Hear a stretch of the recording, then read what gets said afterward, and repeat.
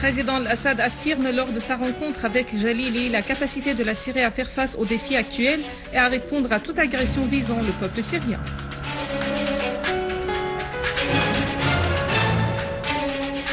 Jalili affirme le soutien total de l'Iran au peuple syrien résistant face à toute agression et au complot étranger qui vise à déstabiliser la sécurité et la stabilité de la région.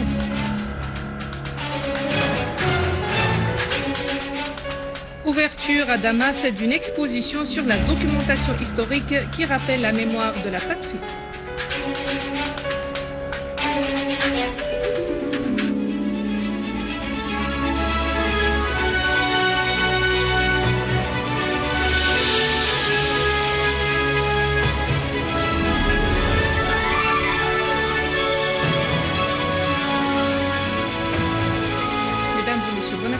Merci d'être avec nous.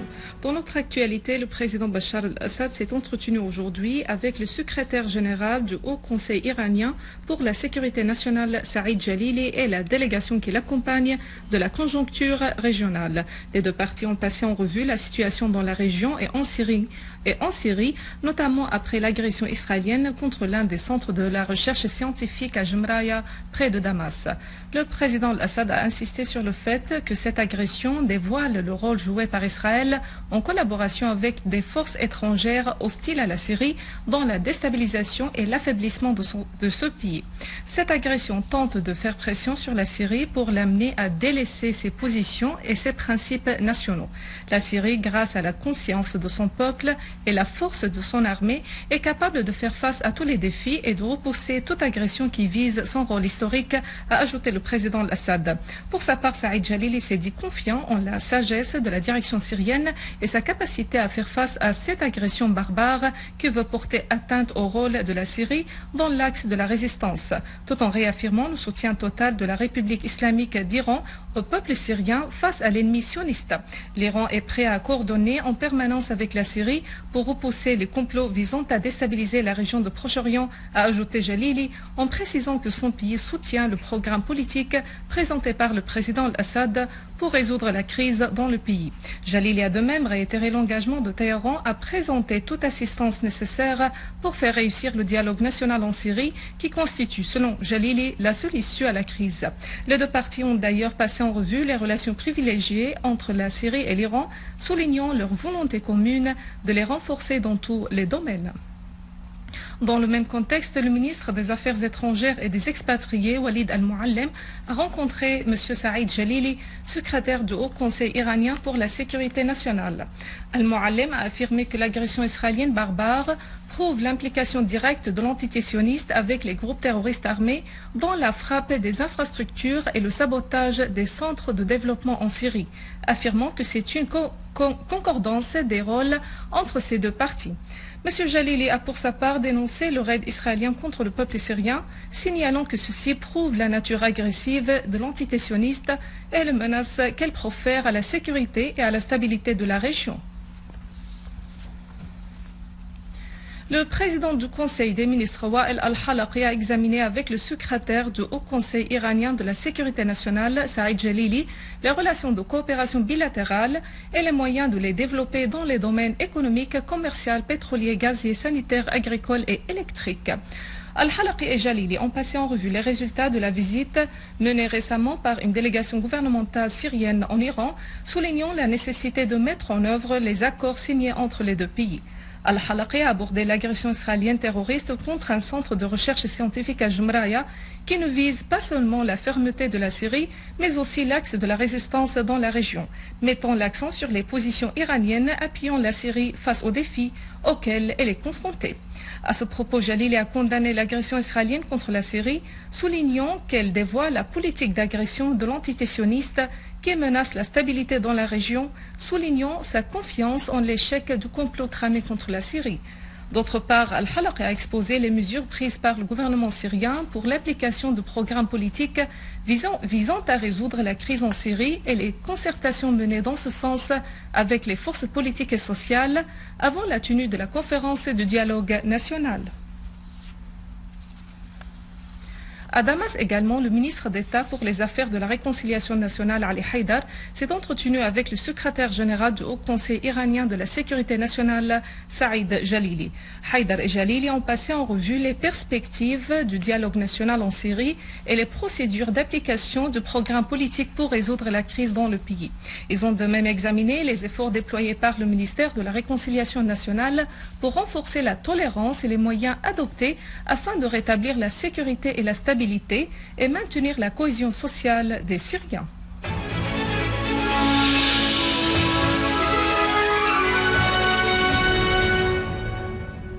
Israël a coopéré avec les pays hostiles au peuple syrien et ses agents à l'intérieur pour frapper les sites vitaux et militaires pris pour cible dans l'État syrien. Le ministre israélien de la guerre a reconnu aujourd'hui qu'Israël a bombardé directement l'un des centres de recherche scientifique à Jumraya, ce qui a fait de martyrs travaillant au centre, prouvant ainsi son terrorisme, sa barbarie et son soutien aux groupes terroristes armés après avoir échoué à atteindre ses objectifs. Les condamnations de cette agression se sont poursuivies sur les scènes arabes et internationales. À New Delhi, une importante marche a été organisée en signe de protestation contre cette agression et contre la guerre terroriste menée contre la Syrie par les alliés d'Israël, à savoir les États-Unis et l'Occident.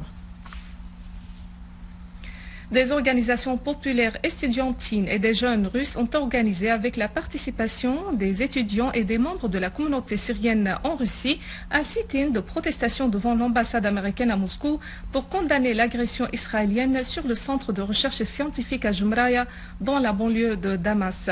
Sveltna Tineskaya, membre du mouvement russe contre la mondialisation, a affirmé que ce sit-in vise à confirmer que les Russes sont contre la politique américaine et contre l'agression israélienne contre la Syrie, qui constitue une violation de la Charte des Nations Unies et de toutes les lois internationales.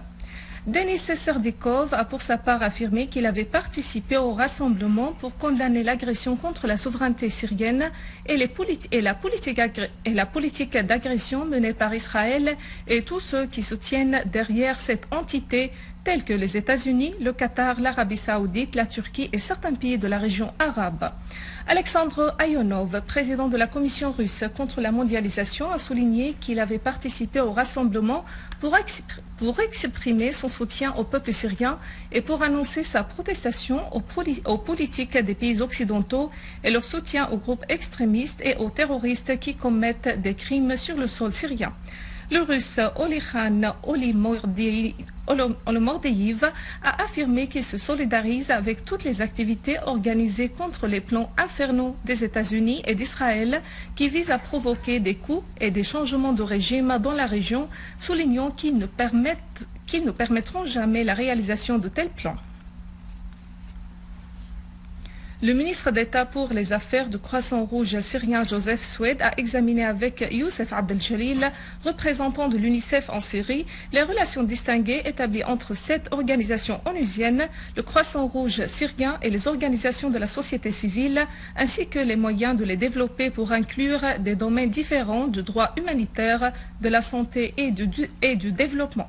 Swed a souligné le soutien matériel et logistique fourni par le gouvernement au Croissant Rouge syrien afin de mener à bien son devoir dans tous les domaines. Swed a en outre appelé à renforcer les possibilités de coopération entre le Croissant Rouge syrien et l'UNICEF dans d'autres domaines de développement et de secours.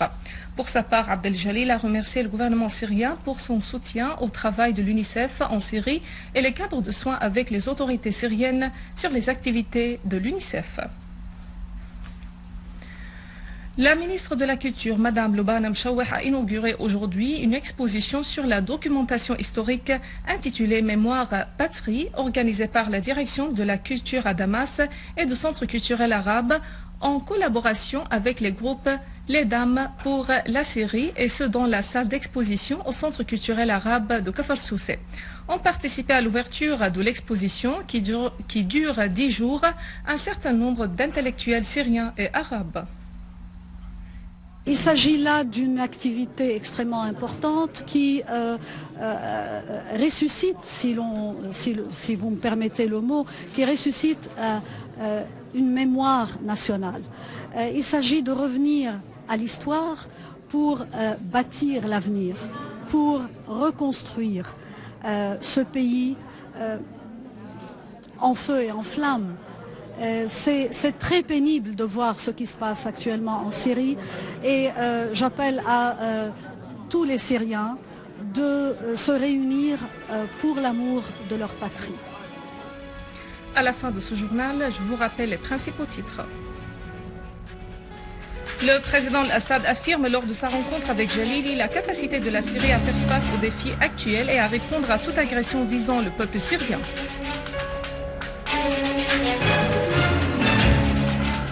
Jalili affirme le soutien total de l'Iran au peuple syrien résistant face à toute agression et au complot étranger qui vise à déstabiliser la sécurité et la stabilité de la région. Ouverture à Damas d'une exposition sur la documentation historique qui rappelle la mémoire de la patrie.